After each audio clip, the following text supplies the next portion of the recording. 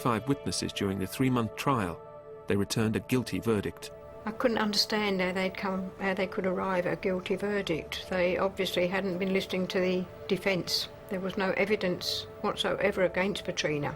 When Petrina was convicted of killing David, I tried very hard, and I think I succeeded, to keep an open mind and leave that to the courts.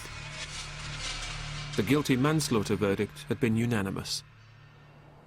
At the end of the trial, Judge Gordon told the defendant, "You will have to live for the rest of your life with what you've done." After 9 years but no suggestion of harm to David, there has to be some force, incomprehensible to me and most people, driving a mother to behave towards their own child as you did to David. It remains a mystery to the defence as to who it was that killed David Stocker. The fact that she was prosecuted for manslaughter and not murder means that the judicial system accepted that she probably didn't mean to kill David. David died as a result of what she did, and what she must be feeling now must be horrendous. Who would believe that a mother will harm her own child? It's completely unbelievable. Staff in the hospital have been deeply upset by David's death. We look after extremely seriously ill children, often who we can do little or nothing for. It's almost a greater tragedy to lose a child who was actually normal. The case of David Stocker sent repercussions throughout the medical community. Today, officials at Great Ormond Street Hospital have had to defend themselves from blame. Great Ormond Street Hospital says the basis of our work is the child first and always. The vast majority of parents love their sick children. They want to be with them and to help with their care. Working with parents in partnership is central to what we do.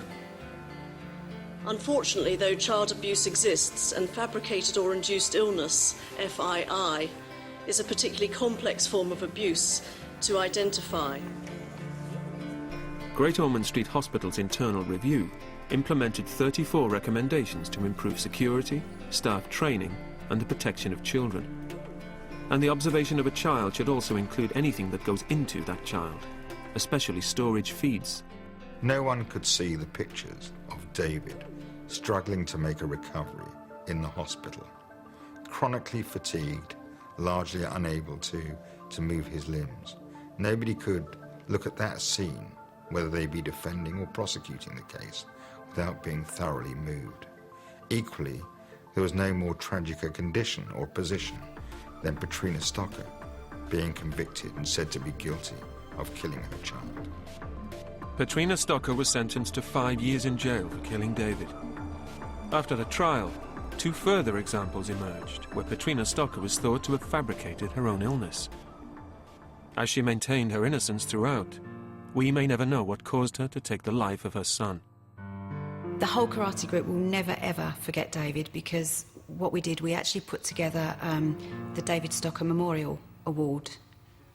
The main one is Student of the Year, and it's on a big shield with David Stocker Memorial Student of the Year Award. And a different student gets it every year and their name gets put on the shield.